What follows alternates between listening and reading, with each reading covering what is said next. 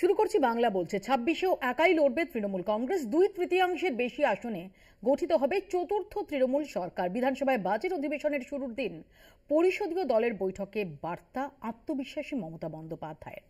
বিধানসভা ভোটের প্রস্তুতির নির্দেশ নেতৃত্বকে। 2026-এর বিধানসভায় একাই লড়বে তৃণমূল, সাফ জানালেন মমতা বন্দ্যোপাধ্যায়। সোমবার বিধানসভায় বাজেট অধিবেশনের শুরুর দিন তৃণমূল পরিষদীয় দলের বৈঠকে তৃণমূল সুপ্রিমো বলেন, বাংলায় কংগ্রেসের কিছু নেই, ফলে ওখানে ওদের সঙ্গে জোটের প্রশ্নই ওঠে না। বাংলায় একাই লড়বো আমরা, একাই 2/3 বেশি আসন পেয়ে চতুর্থবারের সরকার করব। 70 আসনের দিল্লি বিধানসভায় মাত্র 22টি আসন পেয়েছে আপ, কংগ্রেস শূন্য। তবে দিল্লির ফলের প্রভাব যে বাংলায় পড়বে না সে কথাও স্পষ্ট করে দিয়েছেন তৃণমূল নেত্রী। জানিয়ে দেন বিজেপিকে রোখার জন্য বাংলায় যথেষ্ট শক্তিশালী তৃণমূল। এদিনই দলীয় বিধায়কদের বিধানসভা ভোটের প্রস্তুতির নির্দেশ দিলেন মমতা বন্দ্যোপাধ্যায়। বুথে বুথে জোরদার সংগঠন তৈরির নির্দেশ। ইটাহারের বিধায়ক মোশাররফ হোসেনের জনসংযোগকে মডেল করার পরামর্শ। পুরনোদের সঙ্গে নিয়ে ঐক্যবদ্ধ লড়াইয়ের পরামর্শ। সকলকে নিয়ে একসঙ্গে চলার বার্তা।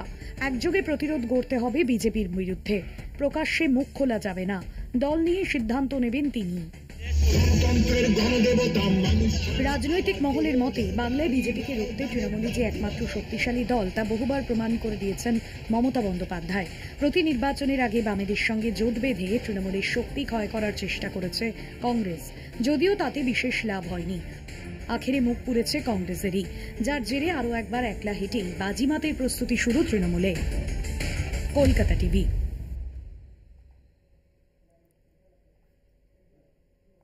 আমাদের সঙ্গে তৃণমূল কংগ্রেসের পক্ষ থেকে রয়েছেন সম্রাট চক্রবর্তী, বিজেপির পক্ষ থেকে রয়েছেন অভ্র সেন, কংগ্রেসের পক্ষ থেকে রয়েছেন অভিষেক ব্যানার্জি, রয়েছেন রাজনৈতিক বিশ্লেষক সুমন ভট্টাচার্য এবং কিছুক্ষণের মধ্যে রাজনৈতিক বিশ্লেষক শম্পা সেন, অধ্যাপক শম্পা সেন আমাদের সঙ্গে যোগ দেবেন।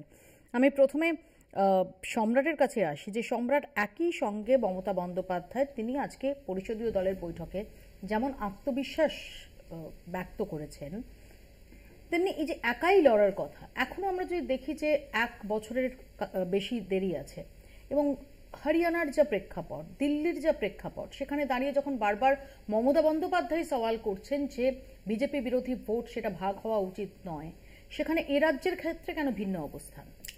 না, দেখুন, হরিয়ানা বা দিল্লির সঙ্গে বাংলাকে তুলনা করলে হবে না। এখানে মমতা বন্দ্যোপাধ্যায়ের প্রকল্পগুলো ইতিমধ্যেই প্রতিষ্ঠিত এবং পুরস্কৃত। মমতা বন্দ্যোপাধ্যায় নির্বাচনে কোনো প্রকল্পের প্রতিশ্রুতি দিয়ে আসেননি, প্রকল্পকে প্রতিষ্ঠা করে নির্বাচনে এসছেন। বাংলার প্রতিটা ক্ষেত্রে মানুষ মমতা বন্দ্যোপাধ্যায়ের প্রকল্পগুলোকে নিয়ে বেঁচে আছে।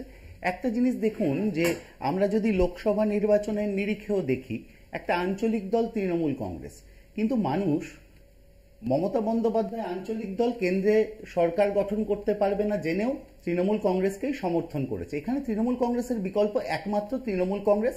সেক্ষেত্রে আমাদের অন্য কোনো কারোর সাথে জোটের অন্তত এই বাংলায় প্রয়োজন হয় না। 2/3 আসন নিয়ে আমরা 26-এ আবার ফেরত আসছি, এটা ভবিতব্য বাংলার রাজনৈতিক ইতিহাসে, এটুকু আমি বলতে পারি।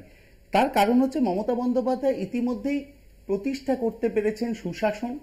মমতা বন্দ্যোপাধ্যায় ইতিমধ্যেই প্রতিষ্ঠা করতে পেরেছেন প্রান্তিক মানুষদের কাছে কিভাবে প্রকল্পের প্রসার করতে হয়, সেই জিনিসগুলো মমতা। আর বিরোধীদের বাংলায় আপনারা যদি 2024-এর লোকসভা নির্বাচনের পরেও যে উপনির্বাচনগুলো হয়েছে তাতে যদি ফলাফল দেখি, তাতে বিরোধীরা বাংলায় একই সঙ্গে দিল্লি বিধানসভা নির্বাচনের ফলাফল যদি আমরা বিশ্লেষণ করি, তাহলে দুটো আসপেক্ট উঠে আসছে, অ্যাটলিস্ট দুটো এমন আসপেক্ট উঠে আসছে যে আসপেক্টগুলো 2026-এ তৃণমূল কংগ্রেসকে ভাবাবে বলেই অন্তত আপাতভাবে মনে করা হচ্ছে, যার মধ্যে একটা অবশ্যই দুর্নীতি যে নির্বাচনে ছাপ ফেলতে পারে সেটা দিল্লি বিধানসভা নির্বাচনে দেখা গেছে। 1, 2 হচ্ছে ফ্রিবিজ, এই যে অনুদান সর্বস্ব রাজনীতি, অনুদান সর্বস্ব পরিকল্পনা, সেগুলো কাজ করেনি।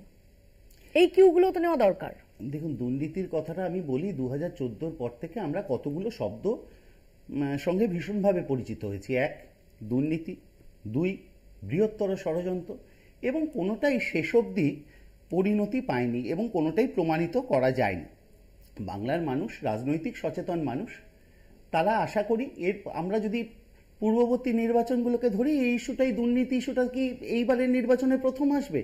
আপনারা কি মনে হয় 2024-এ দুর্নীতি ইস্যু ছিল না? 2021-এর ক্ষেত্রে দুর্নীতি ইস্যু আনা হয়নি? বাংলার মানুষ ঠিক সেটাকে এখানে আমার অভ্রর কাছে প্রশ্ন। অভ্র, এই যে আত্মবিশ্বাস মমতা বন্দ্যোপাধ্যায় ব্যক্ত করছেন বা সম্রাট যেটা বলছে, এটা তো ঠিকই যে 2000, তোমার মনে থাকবে যে 2016 বিধানসভা নির্বাচনের হাওয়া যখন চূড়ান্ত, সেই সময় দাঁড়িয়ে 2016 16ই মার্চ নারদা কেলেঙ্কারির ঘটনা প্রকাশ্যে এসেছিল, কিন্তু তার কোনো প্রভাব পড়েনি।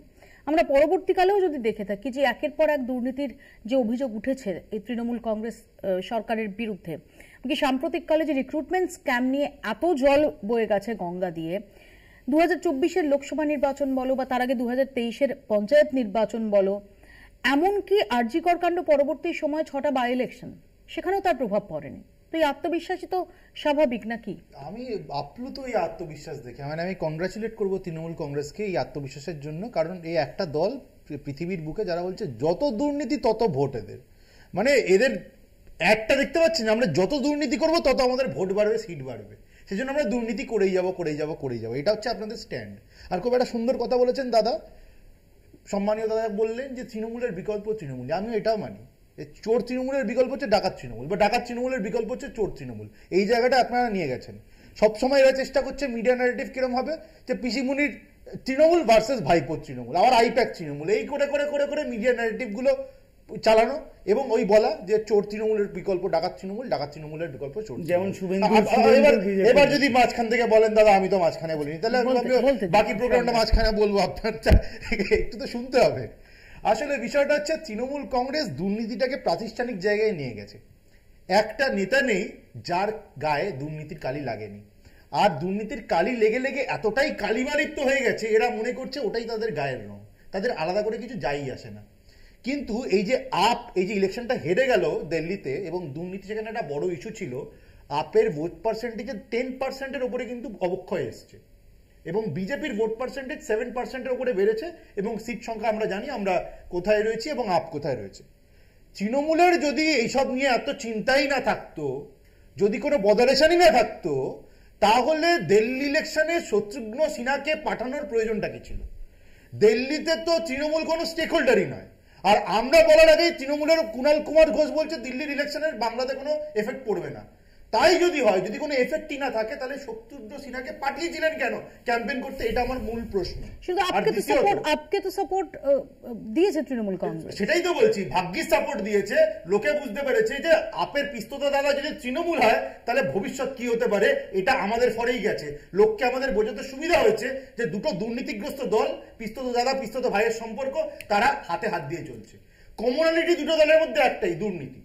আমি একটু আসি অভিষেকের কাছে। অভিষেক, আমরা দেখেছি এমনকি এই প্রদেশ কংগ্রেসে অধীর জমানাতেও যখন 2024-এর লোকসভা নির্বাচন একদম সামনে, যখন রাহুল গান্ধী তার ন্যায়যাত্রা এই রাজ্যে নিয়ে এসেছেন, সেই সময় দাঁড়িয়ে যখন অধীর রঞ্জন চৌধুরী, মোহাম্মদ সেলিমরা তাঁরা দফায় দফায় আলোচনা করছিলেন যে আসন সমঝোতার রূপরেখা কি হবে, তখনও জয়রাম রমেশ তিনি অলিভ ব্রাঞ্চটাকে বেফ করে যাচ্ছিলেন।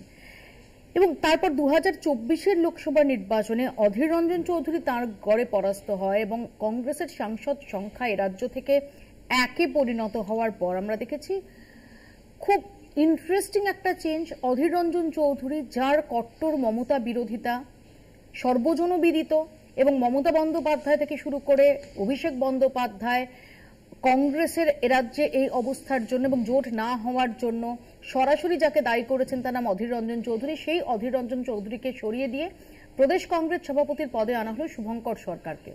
এখানে তো আমরা দেখছি যে মমতা বন্দ্যোপাধ্যায় স্পষ্ট বুঝিয়ে দিলেন যে 2024-এও একলা চলোর পথেই তারা রয়েছেন এখনো পর্যন্ত।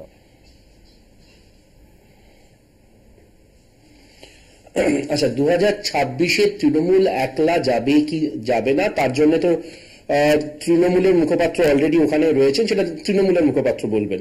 তোমার একটা ইন্টারেস্টিং কথা বললে, সেটা হচ্ছে যে বহরমপুরে অধীর রঞ্জন চৌধুরী হেরে গেছে। এবার দেখো এখানে এই মানে আমি শিওর যে আগামী যে 40 মিনিট আমরা এখানে আলোচনা করব, সেখানে ভোট কাটাকাটির প্রসঙ্গটা আসবে।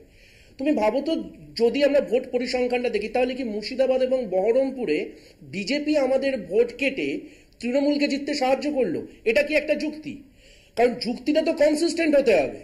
এটা তো হতে পারে না, কারণ যদি সবসময় তৃতীয় যে হচ্ছে তার যদি হেরে যাওয়ার দায়টা নিতে হয়, তাহলে মুর্শিদাবাদে মোহাম্মদ সেলিম এবং বহরমপুরে অধীর রঞ্জন চৌধুরী হেরে যাওয়ার দায় বকলমে বিজেপির ভোট কাটার আগে দায়ী করতে হবে। ঠিক যেরকম ভাবে এখানে 2024-এ অনেকগুলো লোকসভাতে বিজেপি দাবি করেছিল সিপিএম নাকি ভোট কেটে তাদেরকে হারিয়ে দিয়েছে। এবার গল্পটা, এবার লেটস কল স্পেড আ স্পেড। আজকে যদি 2025-এ দাঁড়িয়ে দিল্লি নির্বাচন কেন হলো, বা দিল্লি নির্বাচনের ফলাফল কেন হলো, বা এটা তার একাধিক ব্যাখ্যা আসবে। তুমি একটু আগেই বলে যে ফ্রিবি পলিটিক্স আস্তে আস্তে মানে পেছনের দিকে চলে যাচ্ছে, দুর্নীতি ইত্যাদি। আচ্ছা, আমার কথা বলতো, এর অব্যবহিতাকে ঝাড়খণ্ড নির্বাচন হয়েছে, ঝাড়খণ্ডের মুখ্যমন্ত্রীও একই কারণে জেলে গেছিলেন, ঝাড়খণ্ডে হই হই করে সেই সরকার আবার ফেরত এসছে। তার মানে কি, মানে সেখানেও দুর্নীতির অভিযোগ ছিল, আম আদমি পার্টির ক্ষেত্রেও দুর্নীতির অভিযোগ ছিল। আমি একবারও বলছি না যে এরা কেউ ধোয়া তুলসী পাতা বা ধোয়া তুলসী পাতা না, কারণ সেটা প্রমাণ করার দায় এবং দায়িত্ব সিবিআই এর। যুক্তিটা তো কনসিস্টেন্ট হতে হবে। এবার আসা যাক হচ্ছে কি পরবর্তী স্টেটমেন্টে, সেটা হচ্ছে যে তার মানে দুর্নীতিটা এক এক জায়গায় এক এক রকম ভাবে পারসিভড হয়। মানুষ যখন ভোট দিতে যায় তখন মানুষ দেখে যে আমার ভোটে যে দাঁড়াচ্ছে সে জিতবে কি জিতবে না। আচ্ছা, বাজেটের অব্যবহিত পরে যখন এই মধ্যবিত্ত, কারণ আমাকে কিন্তু বুঝতে হবে দিল্লির ভোট হচ্ছে গিয়ে মোটের ওপর 4টে মিউনিসিপ্যালিটির ভোট, একটা আরবান পপুলেশন। এখানে হয় খুব হাই এন্ড আরবান আছে অথবা বস্তি এরিয়া আছে, বা এবং সেখানে কিন্তু সেন্ট্রাল গভর্নমেন্টের হাতে হিউজ ফান্ড থাকে, স্বাস্থ্য, শিক্ষা ইত্যাদি একাধিক ফান্ড। সেটা সেন্ট্রাল গভর্নমেন্ট হেলথ স্কিম হতে পারে, এইমস হতে পারে, আর্মি হাসপাতাল হতে পারে, এগুলো সেন্ট্রাল গভর্নমেন্ট, মানে যেই সরকারে থাকুক না কেন সেন্ট্রাল গভর্নমেন্ট এটা অর্গানাইজ করে। রাস্তার ক্ষেত্রে ন্যাশনাল হাইওয়ে দ্বারা দিল্লি পরিবেষ্টিত, সেটাকে মেনটেন করবার জন্য কোনো স্টেট লাগবে না।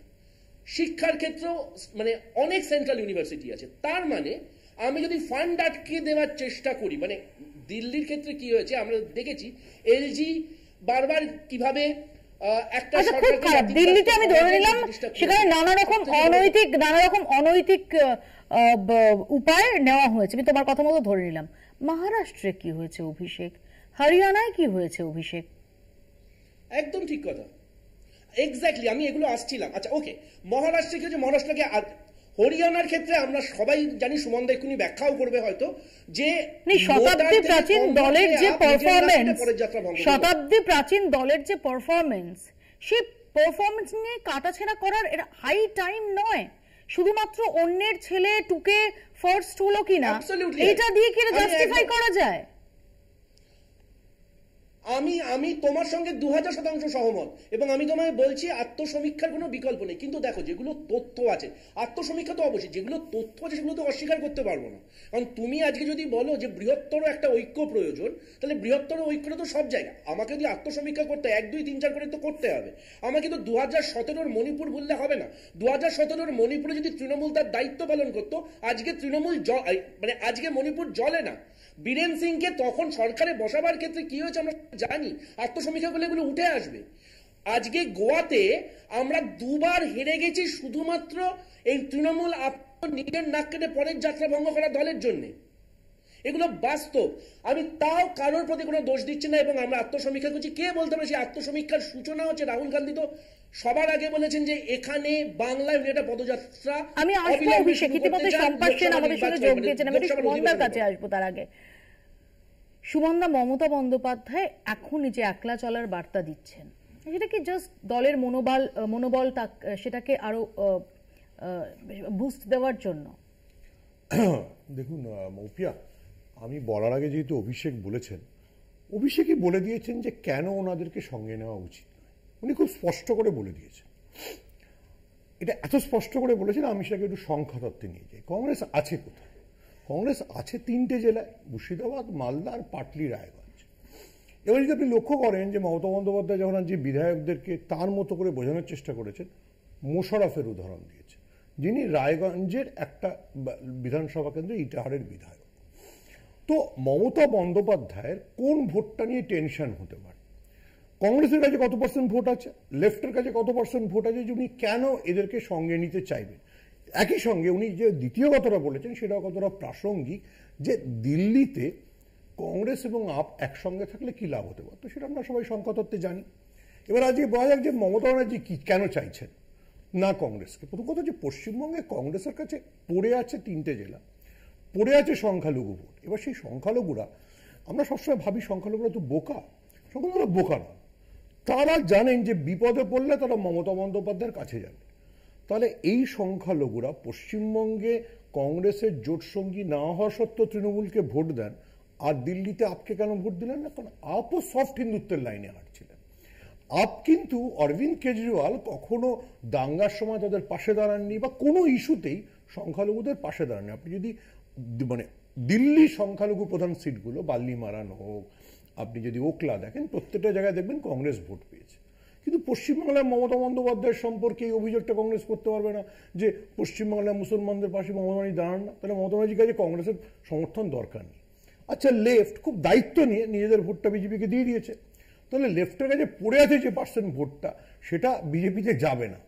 বরঞ্চ এটা হতে পারে যে যদি এই হাইপটা উপরে থাকে যে বিজেপির চ্যালেঞ্জ তীব্রতর, তাহলে লেফটের মধ্যে একটা প্রগতিশীল অংশ হতেও পারে নো ভোট টু বিজেপি ক্যাম্পেনের মতো মমতা বন্দ্যোপাধ্যায়ের দিকে চলে যেতে পারে। তো মমতা বন্দ্যোপাধ্যায় ডেকে আনতে যাবেন কেন? আপনাকে তো সবসময় মানে মমতা বন্দ্যোপাধ্যায় বুদ্ধিমান পলিটিশিয়ান, অরবিন্দ কেজরিওয়ালের মতো 10 বছর রাজনীতি করছেন। উনি জানেন কোন ভোটটা কোন দিকে শিফট হতে পারে, কোন ভোটটা কোন দিকে শিফট হতে পারে না। উনি কার্তিক মহারাজকে আক্রমণ করেছিলেন সংখ্যালঘু এলাকা পেরিয়ে যাওয়ার পরে, যে গাঙ্গেও পশ্চিমবঙ্গে প্রগতিশীলরা থাকে, হতেও পারে 1-1.5% বাম অতি বামের ভোট ওনার দিকে চলে আসবে। উনি সেটাই করেছেন। তো উনি স্ট্র্যাটেজিক্যালি কথা বলেছেন যে আমার দরকার নেই। বরঞ্চ যেটা বিজেপির অভিযোগ, যদি লেফটের 4-5% ভোট লেফটের কাছে রয়ে যায় তাহলে বিজেপির ক্ষতি। কারণ সেটা এতটাই মমতা বিদ্বেষী ভোট, সেটা যদি বিজেপিতে না গিয়ে লেফটের কাছে থাকে, আমরা যদি 2024-এর লোকসভাও দেখি, দমদম, ব্যারাকপুরে ক্রিটিক্যালি সেটা বিজেপির ক্ষতি করেছে বা বরানগরে সজল ঘোষকে হারিয়ে দিয়েছে। তো মমতা বন্দ্যোপাধ্যায় শুধু শুধু এদেরকে ক্যারি করতে যাবে না। কিন্তু মমতা বন্দ্যোপাধ্যায় একই সঙ্গে বিপদটা জানে, যেটা অনেকদিন আগে সৈফুদ্দিন চৌধুরী বলেছেন, একসঙ্গে লড়তে হবে। এই একসঙ্গে লড়ার মানে উনি কিন্তু একই সঙ্গে মুসলমানদের বলে দিলেন, ভাই অন্যদিকে যেও না, আমার দিকেই ভোটটা দিও।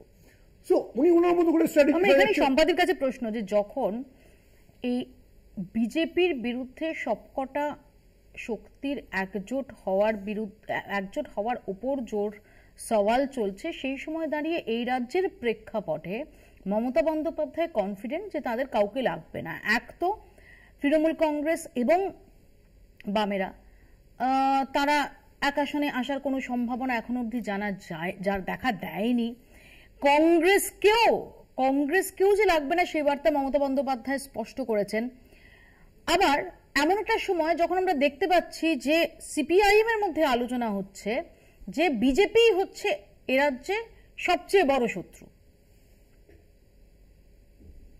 হ্যাঁ মুপিয়া, যেটা এখানে এখন যা পরিস্থিতি, এখনো পর্যন্ত যা পরিস্থিতি, সেখানে আমার মনে হয় আমরা বিভিন্ন রকম স্পেকুলেশনের উপর ভিত্তি করে কথাগুলো বলতে পারি 2026 সম্পর্কে।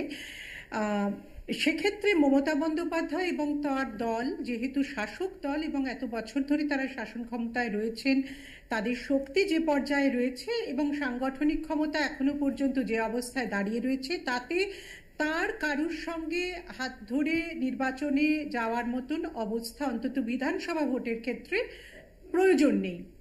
স্বাভাবিকভাবেই তার নেতৃত্বে দল যেভাবে এগোবে, সেক্ষেত্রে তারা অনেকটা ফোকাসড হয়ে এগোতে পারবেন লক্ষ্যে। উল্টো দিকে আমরা যদি ধরে নিই যে দিল্লির নির্বাচন এখানে প্রভাব ফেলবে, তাহলে আমরা দেখি যে সত্যি সত্যি অরবিন্দ কেজরিওয়ালের হার এবং বিজেপির সেখানে বড়ভাবে জয় একটা ভারতবর্ষের অন্যান্য রাজ্যের ভোটেও প্রভাব ফেলতে পারে। সুতরাং বিরোধী দল হিসেবে বিজেপির উঠে আসা বা বিজেপির রেটরিকগুলো আরো বেশি ফ্রেশ হয়ে আসার একটা সুযোগ করে দিল এই দিল্লি নির্বাচনের ফলাফল। সমস্যা যেখানে, সেটা আমিও মনে করি যে এবং যেটা বামপন্থী দলের অন্দরেও কথাবার্তা চলছে, সেটা আমি মনে করি যে ইন্ডিয়া জোটের ক্ষেত্রে সেই জোটের যদি মুখী একটা এজেন্ডা না থাকে, সেই এজেন্ডা যদি শক্তিশালী না হয় এবং মানুষের যে রুটিরুজির সমস্যা, ভারতবর্ষের এই মুহূর্তে যে অর্থনৈতিক অবস্থা, যে বেকারত্ব, সেগুলোকে গুরুত্ব না দেয়, তাহলে কিন্তু সত্যি সত্যি ইন্ডিয়া জোটে যদি আঞ্চলিক দলগুলোই বার্গেনিং পাওয়ার তাদের বাড়াতে থাকে, তাহলে ইন্ডিয়া জোটের ক্ষেত্রে বিরোধী হিসেবে টিকে থাকার অবস্থাটা যথেষ্ট দুর্বল জায়গায় থাকবে। এবং আগামী 2026-এর এখানে নির্বাচনে এখনো পর্যন্ত মমতা বন্দ্যোপাধ্যায় যে শক্তি নিয়ে রয়েছেন, তাকে বিজেপি এই মুহূর্তে বিরোধী দল হিসেবে যে কার্ডগুলো প্লে করতে পারে তার মধ্যে অবশ্যই রয়েছে বাংলাদেশের ইস্যু এবং বাংলাদেশের সমস্যার আঁচ যে আমাদের এখানে পড়েছে। সংখ্যালঘু সম্প্রদায়ের মানুষ ছাড়াও একটা বিরাট অংশের হিন্দু ভোটকে তারা একত্রিত করবার চেষ্টা করছেন, সেই এজেন্ডাটা ধরেই দাঁড়াচ্ছেন। সেটা লক্ষ্য করার মতন আমরা এটুকু স্পেকুলেট করতে পারি যে হিন্দু ভোট ধরে এগোলেই যে শেষ পর্যন্ত হিন্দুত্বের জয় সর্বত্র হয়নি, সেটা রাম মন্দির তৈরি হওয়ার পরও অযোধ্যায় বিজেপির হার প্রমাণ করেছে। সুতরাং এখনকার ভারতবর্ষ সেই 90-এর দশকের ভারতবর্ষ নেই যেখানে শুধু হিন্দুত্বের এজেন্ডার ওপরে বিজেপি ভালো ফল করতে পারে, এটা আমার মনে হয়। বিজেপিকেও যদি এখানে বিরোধী হিসেবে শক্তিশালী একটা জায়গায় আসতে হয়, তাহলে অনেক বেশি পজিটিভ কথা, কর্মসংস্থানের কথা, এখানকার আইন শৃঙ্খলার কথা, এখানকার পরিস্থিতির উন্নতির কথা, বেকারদের হাতে চাকরির কথা, এগুলো বলতে হবে। আমি আসবো এই প্রসঙ্গে আলোচনায়। ছোট্ট একটা বিরতির সময় হয়েছে, বিরতির পর আমরা এই প্রসঙ্গে আলোচনায় আসবো যে সত্যি যেভাবে লোকসভা নির্বাচন 2024-এর লোকসভা নির্বাচনে যেভাবে বিজেপির আসন সংখ্যা, তারা যখন তাদের স্লোগান ছিল যে ইসবার 400 পার, সে 400 পার তো নয়ই, বরং যেভাবে দেখা গিয়েছিল যে বেশ খানিকটা কমে এসেছে এবং এনডিএ নির্ভরতা নিয়ে, শরিক নির্ভরতা নিয়ে মোদিকে তৃতীয়বারের জন্য প্রধানমন্ত্রীর মাসনাদে আসতে হয়েছে। এর পরের বিধানসভা নির্বাচনগুলোতে হরিয়ানা, মহারাষ্ট্র এবং দিল্লির বিধানসভা নির্বাচনের ফলাফলের পর কিন্তু অনেকটাই পায়ের তলার মাটিটা শক্ত করেছে বিজেপি, এবং যে কারণে বিজেপি আবারও মোদিময়। আর এইরকম একটা সময়ে দাঁড়িয়ে বিরোধীরা কি সত্যি সর্বত্র একটা প্রতিদ্বন্দ্বিতা সেটা দিতে পারবে, এই প্রশ্ন দেখা দিচ্ছে। এর পাশাপাশি আমরা একটু মণিপুরের দিকেও নজর রাখবো। মণিপুর অশান্ত হয়েছে আজ থেকে, ঘটনার সূত্রপাত আজ থেকে 23 মাস আগে। কি ঘটলো যে বীরেন সিংকে এখন ইস্তফা দিতে হলো? ছোট্ট একটা বিরতির পরে প্রসঙ্গে আলোচনায় ফিরছি, দেখতে থাকুন বাংলা বলছে। যেটা নিয়ে আমরা আলোচনা করছিলাম, দিল্লিতে গোহারা হারের পর আমরা দেখলাম যে কংগ্রেসকে নিশানা করলেন মমতা বন্দ্যোপাধ্যায়। দেখুন। 70 আসনের দিল্লি বিধানসভায় মাত্র 22টি আসন পেয়েছে আপ, কংগ্রেস শূন্য। অভিযোগ উঠেছে নিজের নাক কেটে পরের যাত্রাভঙ্গ করেছে হাত শিবির। হরিয়ানা ও দিল্লিতে পালাবদলে কংগ্রেসকে নিশানা মমতার। ইন্ডিয়া জোটের শরিক হওয়া সত্ত্বেও পারস্পরিক সহযোগিতার অভাবই দায়ী, স্পষ্ট জানালেন। বিজেপিকে রুখতে এক হতে হবে ইন্ডিয়াকে। দিল্লির লজ্জার ফল প্রকাশ্যে আসার পর সোমবার ইন্ডিয়া জোটকে বার্তা দিয়ে মুখ্যমন্ত্রী জানালেন, দিল্লিতে কংগ্রেস আপকে সাহায্য করেনি, আবার হরিয়ানাতে আপ কংগ্রেসকে সাহায্য করেনি, যার জন্য এই দুই জায়গায় বিজেপি জিতেছে। এই দুই দল একসঙ্গে থাকলে খারাপ ফল কখনোই হতো না। একে অপরের সঙ্গে বোঝাপড়া করে থাকতে হবে সব দলকে, তা না হলে বিজেপিকে রোখা কঠিন হবে বিরোধীদের। সংশ্লিষ্ট মহলের মতে জাতীয় মঞ্চে বিজেপির বিরুদ্ধে শক্তিশালী মুখ হিসেবে তৃণমূলই যে একমাত্র মুখ তা আলাদা করে বোঝানোর প্রয়োজন পড়ে না। অথচ কংগ্রেসের দাদাগিরি লাগাতার ক্ষতি করে গিয়েছে ইন্ডিয়া জোটের। জাতীয় মঞ্চে মুখ থুবড়ে পড়েছে হাত শিবিরও। এই অবস্থায় দিল্লি ভোটে হারের পর তৃণমূল নেত্রীর এই বার্তায় একদিকে যেমন জোটকে ঐক্যবদ্ধ রাখার প্রয়াস, অন্যদিকে কংগ্রেসকেও নিশানা। কংগ্রেসের ঔদ্ধত্য যে ইন্ডিয়া জোট আর কোনোভাবে মানবে না তা ইঙ্গিতে স্পষ্ট করে দিলেন বাংলার মুখ্যমন্ত্রী মমতা বন্দ্যোপাধ্যায়। অতীতে মমতা বন্দ্যোপাধ্যায়কেই ইন্ডিয়া জোটের মুখ হিসেবে নির্বাচিত করার পক্ষে সুর চড়িয়েছেন তৃণমূল সাংসদ কল্যাণ বন্দ্যোপাধ্যায়। कांग्रेस को समझना चाहिए कि कांग्रेस का लीडरशिप में इंडिया अलायंस फेल हो गया। ममता दी को ले आएंगे लीडरशिप में, उसमें अच्छा ही होगा। দিল্লিতে কংগ্রেস ধুয়ে মুছে সাফ হওয়ার পর ফের মমতাকেই জোটের মুখ করার পক্ষে সওয়াল কল্যাণ বন্দ্যোপাধ্যায়ের। দাবি মমতার নেতৃত্বেই ফের ঘুরে দাঁড়াতে পারবে ইন্ডিয়া জোট। ইন্ডিয়ান অ্যালায়েন্সে যারা আছে তাদের এবার নিজেদের বুঝুক, একটুখানি বোঝার দরকার আছে, নিজেরা বুঝুক। আর যদি বুঝে সুঝে এই ইন্ডিয়া অ্যালায়েন্সের নেতৃত্ব মমতা বন্দ্যোপাধ্যায়কে দেয়, তাহলে কিন্তু খুব কাজের কাজ হবে এবং সেখানে একটা গাইডলাইন যদি তৈরি হয়, সেই গাইডলাইনটা মানে অ্যালায়েন্সের যারাই থাকবে তারা যদি মানে, তবে কিছু হবে আগামী দিনে।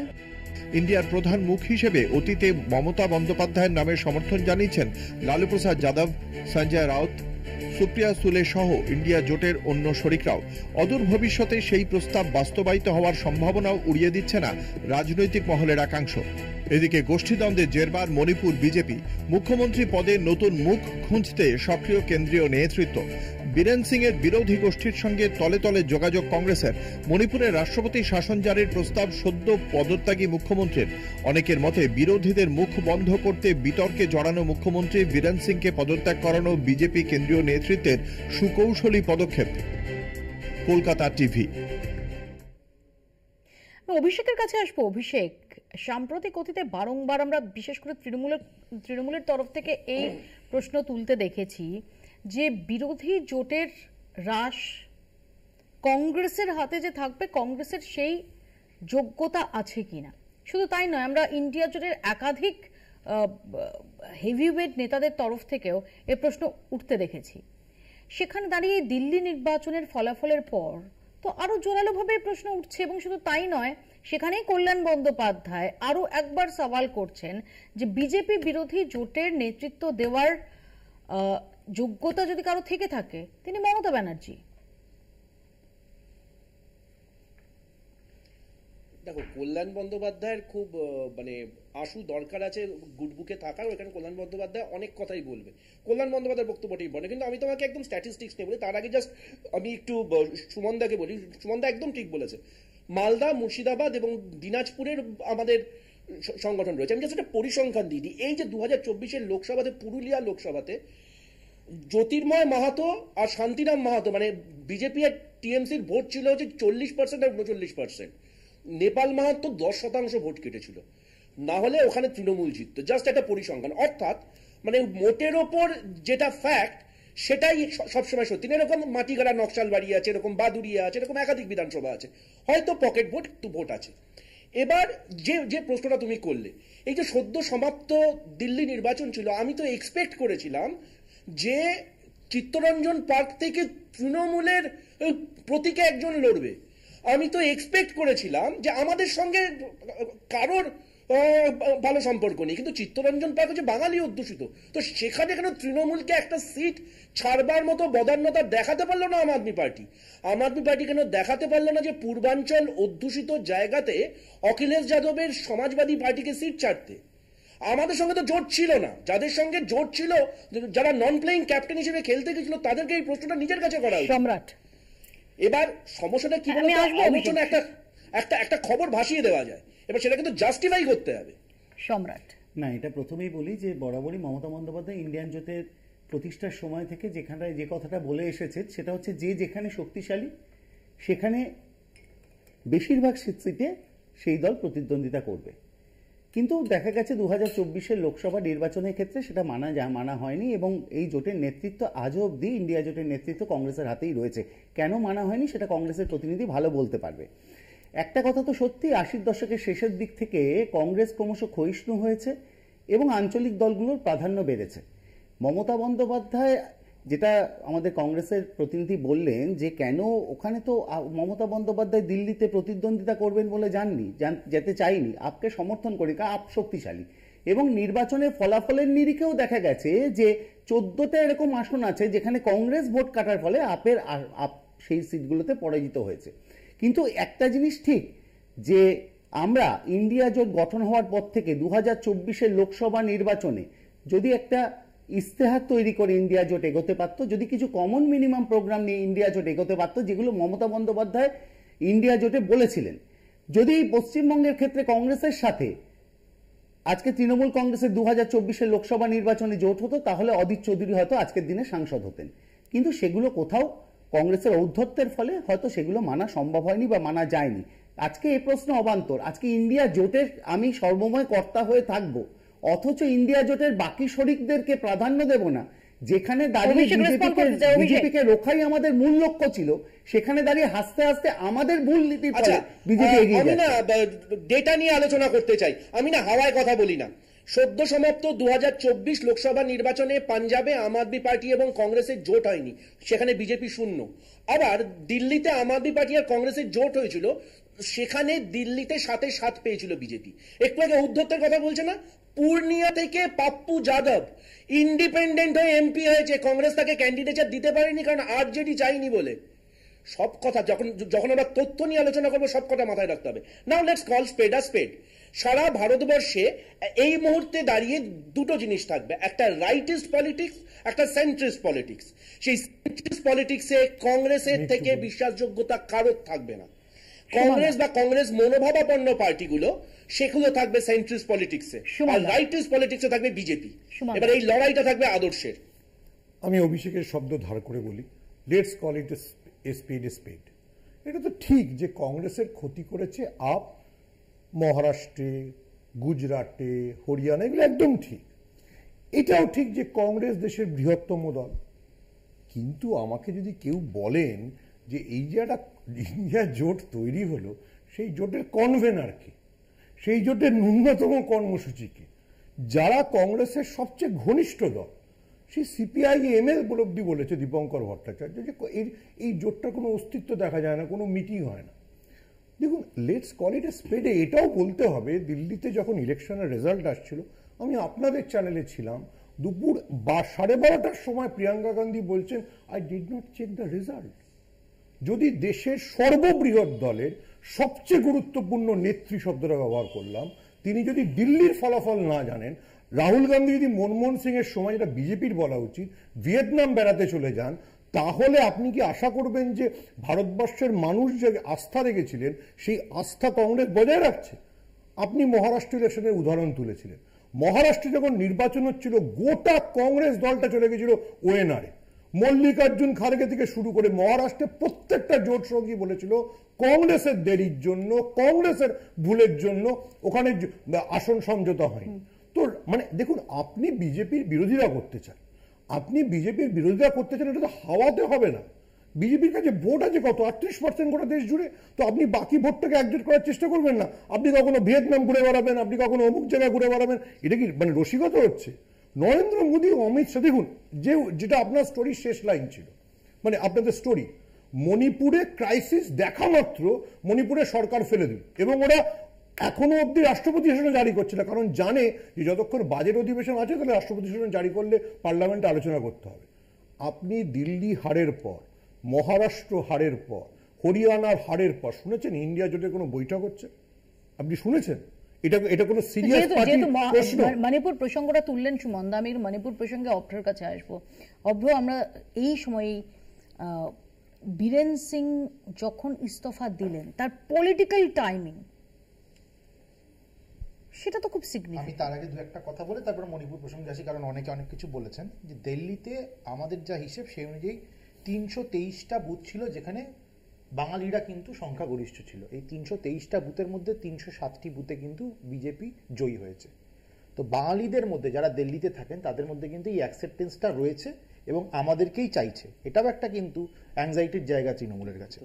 আরেকটা কথা বলি, শোনা গেল কল্যাণ ব্যানার্জির কথা শোনা গেল যে ইন্ডি জোটের লিডার হবেন মুখ্যমন্ত্রী মমতা বন্দ্যোপাধ্যায়। প্রথমে শুরু হয়েছিল স্বপ্ন দেখা প্রাইম মিনিস্টার হবেন, এখন লড়াই চলছে ইন্ডি জোটের লিডার হবেন, 26-এ লড়াই হচ্ছে সিএম হবেন। পিএমটা হওয়া হয়নি, ইন্ডি জোটের লিডার তো হওয়া হচ্ছে না যা দেখে মনে হচ্ছে। এবার 2026-এ সিএমটা হয় কিনা দেখুন সেটা। আরেকটা খুব সুন্দর কথা বললেন কল্যাণ বন্দ্যোপাধ্যায়, যে একটা তৃণমূল একটা গাইডলাইন তৈরি করবে, সেই গাইডলাইন মেনে ইন্ডি জোট চলবে। আমরাও চাই এরকম একটা গাইডলাইন তৈরি হোক, জানুন তো। কারণ 2024-এর ইলেকশনের আগে, মানে লোকসভা ইলেকশনের আগে একটা সাময়িক সংকল্প ছাড়া এই ইন্ডি জোট কিচ্ছু আনতে পারেনি। আমরাও চাই যে এবার 2029 ইলেকশনের আগে একটা গাইডলাইন আসুক, কিন্তু তৃণমূলের তৈরি করা গাইডলাইনে আমার সংশয় এটা যে কিভাবে চুরি করা যায় এই সিরিজ ছাড়া আর কিছু থাকতে পারে না। আরেকটা কথা বলি, এই হচ্ছে আমাদের দেশের মানচিত্র, পলিটিক্যাল মানচিত্র, যেগুলো গেরুয়া রঙে দেখতে পাচ্ছেন। এখানে বিজেপি বা এনডিএ তারা কিন্তু রাজ্য সরকারে রয়েছে, আর বাকি কয়েকটা রাজ্যে ইন্ডি জোটের কিছু পার্টি রয়েছে। আমি আবার দেখাচ্ছি। এবার সেখান থেকে দাঁড়িয়ে আমার বক্তব্য হচ্ছে, ইন্ডি জোটের যারা সদস্য, সেটা বাম দল হোক, সেটা কংগ্রেস হোক, সেটা তৃণমূল কংগ্রেস হোক, তারা নিজেদের মধ্যে যেই জিনিসটা করছে একটা লাইভ ডিবেটে বসে, এটা দেখেই আমি দর্শক বন্ধুদের বিচার করতে বলবো যে এই দলগুলো একত্রিত হয়ে এসে কি কখনো রাষ্ট্র চালাতে পারে, দেশ চালাতে পারে? উত্তর হচ্ছে একটাই, উত্তর হচ্ছে না। কারণ এদের না আছে কমন মিনিমাম প্রোগ্রাম, এবং সুমনদের কথা ধরেই আমি বলছি, এদের নিজেদের মধ্যে কোনো সামঞ্জস্যই নেই, কোনো আন্ডারস্ট্যান্ডিং নেই। আন্ডারস্ট্যান্ডিং একটাই জায়গায়, বিজেপির বিরোধিতা করতে হবে, not on the basis of ideology, not on the basis of facts, not on the basis of data, just একে অপরের নিজেদের ইন্টারেস্ট গুলো দেখছে, দেশের ইন্টারেস্ট, সোসাইটির ইন্টারেস্ট কিচ্ছু এরা দেখছে না। এভাবে দেশ চলতে পারে না, এভাবে পলিটিক্সও চলতে পারে না, সমাজ পরিবর্তন আসতে পারে না। এবার আপনার প্রশ্নে আমি আসি। মণিপুর, দেখুন মণিপুরে একটা কথা বলা হলো যে গত 23 মাস ধরে প্রবলেমটা হচ্ছে। গত 23 মাস ধরে যেমনি প্রবলেম হচ্ছে, এটা ভুলে গেলে চলবে না, মণিপুরে এই যে এথনিক কনফ্লিক্ট, এটা দশকের পর দশক চলে এসছে। যখন কংগ্রেস ওখানে ক্ষমতায় ছিল তখন এই কনফ্লিক্ট চলেছিল। একটা সময় এসেছিল পেট্রোলের দাম ওখানে 1200 টাকা পার লিটার হয়ে গেছিল। তো সেখান থেকে দাঁড়িয়ে যে সিচুয়েশনটা তৈরি হয়ে গেছিল গত 23 মাস ধরে, সেটা অনেকটাই কিন্তু কন্ট্রোলে চলে এসছে। অসুবিধা কি আছে? অসুবিধা কি আছে? আমাদের যদি মনে হয়, যদি যখন মণিপুর জ্বলছে, যে সময় দাঁড়িয়ে একটা বড় দাবি ছিল বীরেন সিং এর পদত্যাগ, সেই সময় বীরেন সিংকে প্রোটেকশন দিয়ে আসা হলো। এই দাবিটা কারা করেছিল? বিরোধীরা। আমি একটু বলি, আমি উত্তরটা দিয়ে তারপর সুবিধা হয়। দেখুন, এটাই তো বিজেপির সাফল্য, যে যখন ওরা পিকে আছে তখন বীরেন সিংকে সরালো, যখন চাপে ছিল সরায়নি। তোমার বলতে সুবিধা হয়। Arka is right in one sense, যে সবচেয়ে বড় আজকে আপনার ইস্যু কি? বাংলাদেশ। এই নিয়ে তো কোনো অস্বীকার করার নেই। আপনি লেফটকে জিজ্ঞেস করুন, দেখবেন বড় বড় করে উদ্বাস্তু এলাকায় টাঙিয়ে রেখেছে ভারতবর্ষের সংখ্যালঘুদের এবং বাংলাদেশের সংখ্যালঘুদের পাশে আছি আমরা। আরে দুটো আলাদা ইস্যু, এটা বোঝো। আপনি যদি ইন্ডিয়া জোটের যদি আপনি কংগ্রেসকে জিজ্ঞেস করেন, কংগ্রেসের একটা বাংলাদেশের নীতি আছে, মমতা বন্দ্যোপাধ্যায় নীতি ঘোষণা করেছে। আপনি আজ অব্দি আপনার ডিবেটে যতজন বামেদের প্রতিনিধি এসছে, কেউ হাসিনার বিরুদ্ধে মিছিল করতে অব্দি রাস্তায় চলে গেছিল। তো আপনি সত্যি সত্যি আপনি বলুন তো, যে 60% লোক বিজেপির বিরুদ্ধে, ওর ওই ম্যাপেও যে ফ্যালাসিটা রয়েছে, সেই 60% লোক এই জোটটাকে কেন বিশ্বাস? এক লাইন বলছি, সুমনদার এটা মনে রাখা উচিত যে 1989 থেকে যে কবার লোকসভা ইলেকশন হয়েছে, আপনি যদি পরিসংখ্যান দেখেন, তাহলে সর্ববৃহৎ ভোট, সবচেয়ে বেশি ভোট কিন্তু বিজেপি লাস্ট ইলেকশনে পেয়েছে, 2024 ইলেকশনে। অন্যান্য দল যারা ক্ষমতা এসছে এই 1989 এর পর থেকে, তারা কিন্তু এই 38%ও পায়নি। তাই এই পরিসংখ্যানটা যে এত পার্সেন্ট ভোট এগেনস্টে পড়েছে, এভাবে সরলীকরণ করে দেখা যায় না। আমি সম্পাদির কাছে আসি। সম্পাদি, একটু আগে সুমনদা যেটা বলছিলেন, যে বাংলাদেশের মতো একটা অত্যন্ত সিরিয়াস ইস্যু নিয়ে বামেদের দিশাই নেই, কোন কথা তারা বলবেন বা ঠিক কোন স্ট্যান্ডটা তারা নেবেন, সেটা নিয়ে অনেক ধোঁয়াশার জায়গা রয়েছে। এরকম একটা জায়গায় দাঁড়িয়ে সত্যি কি একটা বিজেপি বিরোধী জোট, যেখানে এতগুলো, যত ইভেন একটা কমন মিনিমাম প্রোগ্রাম তাদের করাটাও কি এত সহজ? কমন মিনিমাম প্রোগ্রাম কবে মিটিং হয় কেউ জানে না। আচ্ছা, বলছি আমি একটু বাইরে থেকে বলছি বলে একটু মাঝে কথা শুনলে অসুবিধা হচ্ছে। বলুন সম্পাদি। প্রথমত একটা সমস্যা তুমি যেটা উল্লেখ করলে, সেটা হচ্ছে একটা ইস্যু হচ্ছে বাংলাদেশ বিষয়ে তাদের বামপন্থীদের অবস্থান। দ্বিতীয় ইস্যুটা আলাদা, সেটা হচ্ছে যে ইন্ডিয়া জোট। এখন ইন্ডিয়া জোটের ক্ষেত্রে আমি বলতে পারি যে লোকসভা নির্বাচন সামনে নয়, সামনে হচ্ছে বিধানসভা নির্বাচন, একদম আশু সামনের বছরই।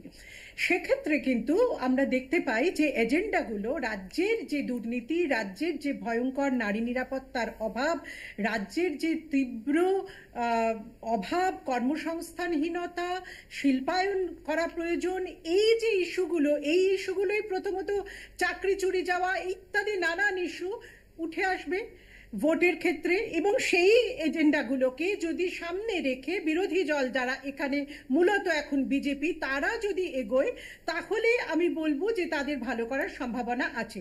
আমি বারবারই বলছি, আমি কোনো রাজনৈতিক দলের প্রতিনিধিত্ব করবো বলে এখানে আসিনি। এখানে আমার মনে হয় যে ইন্ডিয়া জোটের অবস্থা বর্তমানে যা সেটা অনেকটাই নড়বড়ে অবস্থায়, কারণ সত্যি সত্যি এতটা প্রেশারের মধ্যে এতটা এজেন্ডাহীন একটা অবস্থায় দাঁড়িয়ে কিন্তু বিরোধী একটা জোট তৈরি হয়েছে, এরকম রাজনৈতিক পরিস্থিতি খুবই কম। সেই জন্য তার একচ্ছত্র সুবিধাটা কিন্তু বিজেপি পাচ্ছে। প্রায় ভারত জোড়া নির্বাচনে আমরা দেখতে পাচ্ছি একের পর এক রাজ্যে তারা ভালো ফলাফল করছে এবং সাংগঠনিক স্তরেও তারা বিস্তৃত হতে পেরেছে।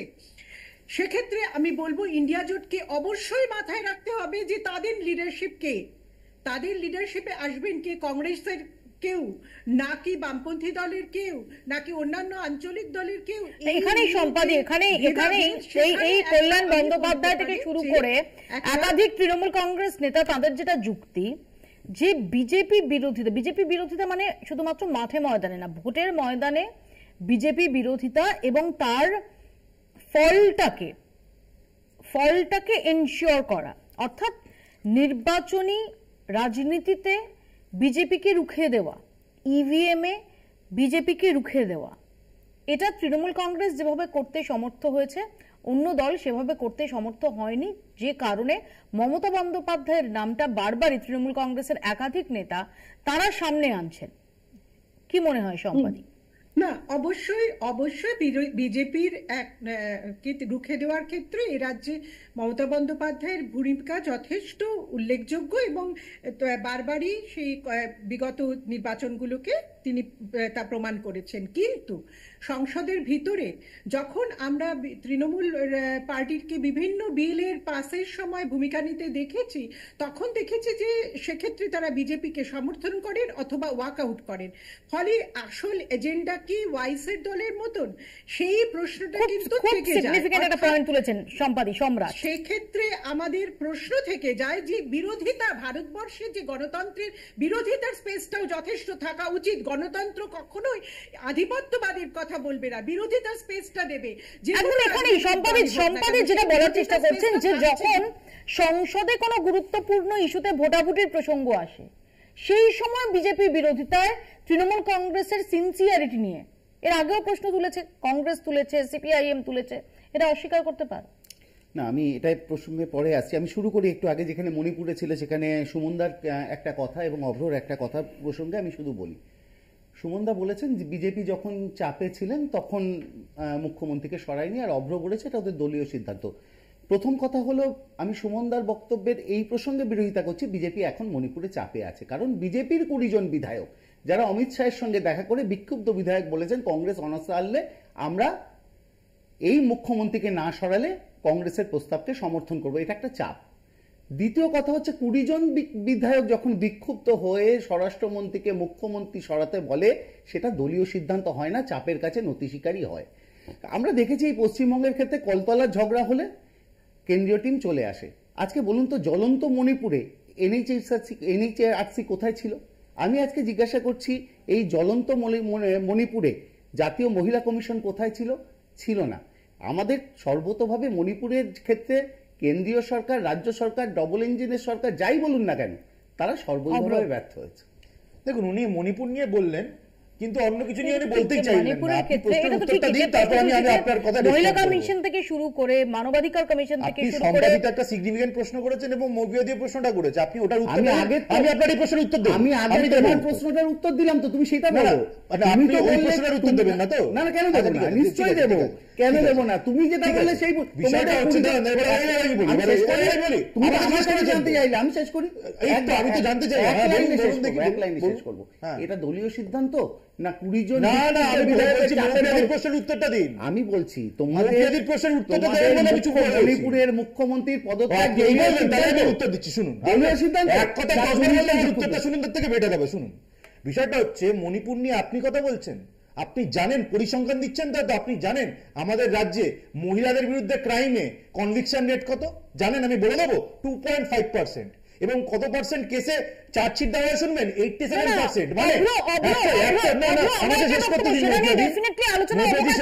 কিন্তু প্রসঙ্গ হচ্ছে মণিপুর নিয়ে প্রথম প্রধানমন্ত্রী মুখ খুললেন কখন? যখন বিবস্ত্র করে এক মহিলাকে প্যারেড করানোর ভিডিও সেটা প্রকাশ্যে এলো। অত্যন্ত খারাপ ঘটনা একাধিক ঘটেছে, মহিলা, অত্যন্ত খারাপ ঘটনা একাধিক ঘটেছে। মহিলা। কিন্তু আমি বলছি একটা এথনিক ভায়োলেন্স চলছে, এথনিক কনফ্লিক্ট চলছে মণিপুরে, ঠিক আছে? দাঁড়ান আমাকে শেষ করতে দিন, আমাকে বারবার করে ইন্টারাপ্ট করলে তো উত্তরই দেওয়া হবে না। এবার বিষয়টা হচ্ছে আমাদের রাজ্যে তো কোনো ধরনের এথনিক কনফ্লিক্ট চলছে না, চলছে কি? চলছে না তো। আমি তথ্য তুলে দেখিয়ে দেবো 2018 থেকে মিনিমাম 10টা বিভৎস করে মহিলাদেরকে নির্যাতন করার ঘটনা ঘটেছে। কেন ঘটলো? কোনো ব্যবস্থা নেওয়া হয়নি। আমি বলছি ধরে নেওয়ার কিছু নেই, এটা ঘটনা, এটা ঘটনা। 2.5% কেসে কনভিকশন। জাস্টিফাই করছি না তো, খারাপটাকে কেন জাস্টিফাই করবো? আমি যেটা খারাপ ঘটনা ঘটেছে আমি সেটাকে জাস্টিফাই করবো। আগের কোন প্রধানমন্ত্রী গেছিলেন বলুন তো? মুখ্যমন্ত্রী মমতা বন্দ্যোপাধ্যায় তো অভয়ার বাড়িতে গেছিলেন, আমাকে উত্তরটা দিতে দিন। মুখ্যমন্ত্রী অভয়ার বাড়িতে গেছিলেন, তারপর 4 দিনে ওনার পুলিশকে দিয়ে সব তথ্য রেকর্ড করিয়েছে। চিৎকার করতে হবে না, রেখা পাত্রের আমিও এটাই বলছি, চিৎকার করতে সঙ্গে হবে এসে না। তো প্রধানমন্ত্রী দেখা করেছেন। আমার বক্তব্য হচ্ছে যখন মুখ্যমন্ত্রী সন্দেশখালী মমতা চলছে, বন্দ্যোপাধ্যায় যখন অভয়াকাণ্ড ঘটলো, প্রধানমন্ত্রী থেকে শুরু করে যখন অভয়াকাণ্ড ঘটলো তখন মুখ্যমন্ত্রী মমতা বন্দ্যোপাধ্যায় দৌড়াতে অভয়ার বাড়িতে গেছেন, কিন্তু তারপরে 4 দিনের মধ্যে কলকাতা পুলিশকে দিয়ে সব তথ্য প্রমাণ লোপাট করিয়েছে। এই ভিন্ন প্রসঙ্গে যাচ্ছে। না, ভিন্ন প্রসঙ্গে না, এই একই প্রসঙ্গ।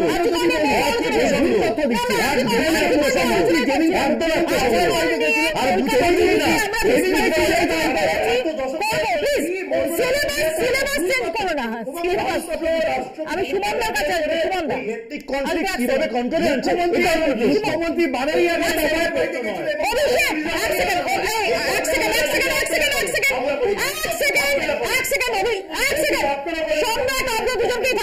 অভিষেক বাইরে আছে, অভিষেক খুব সংক্ষেপে। আচ্ছা, 1 নম্বর হচ্ছে একটু আগে সব শরিকদের ঐক্যমত্যের কথা বললাম, জাস্ট একটা কথা বলে দিই। এখন কেন্দ্রে এনডিএ সরকার চলছে, ইউনিফর্ম সিভিল কোড নিয়ে চন্দ্রবাবু নাইডু আর বিজেপির অবস্থান হচ্ছে গিয়ে 180 ডিগ্রি, এবং বাজেটের অনুদান পাওয়ার আগে পর্যন্ত নীতিশ কুমার বলেছিল 1 নেশন 1 ইলেকশন উনি মানবেন না। আমি জাস্ট বলে দিলাম। এবার জাস্ট মণিপুর নিয়ে দুটো কথা। মণিপুরে এথনিক ভায়োলেন্স চলছে, মণিপুরে কুকি এবং মেইতেইদের ভেতর হচ্ছে। আমাদের একটা না ইন্ডিয়ান পুলিশ ফোর্স অ্যাক্ট আছে, IPF এ, সেখানটা অনুযায়ী বলা হয় জানো তো, যখন পুলিশ মানে অস্ত্র যখন বাইরে চলে যায় তখন কেন্দ্র 355 জারি করতে হয়। এটা আমার না, এটা সংবিধানে লেখা আছে 355, আমি 356 বলি, 355 জারি করা হলো না। আমি বলবো আমাকে একদম সুমন, আমাকে শেষ করতেই হবে, আমার সময় একদম সংক্ষিপ্ত। আমরা এই নিয়ে ডেফিনেটলি আলোচনা করবো, কারণ আমাদের নজর থাকবে মণিপুরের ঘটনা প্রবাহের দিকে। আপাতত বাংলা বলছি এখানেই শেষ করছি। দেখতে থাকুন কলকাতা টিভি।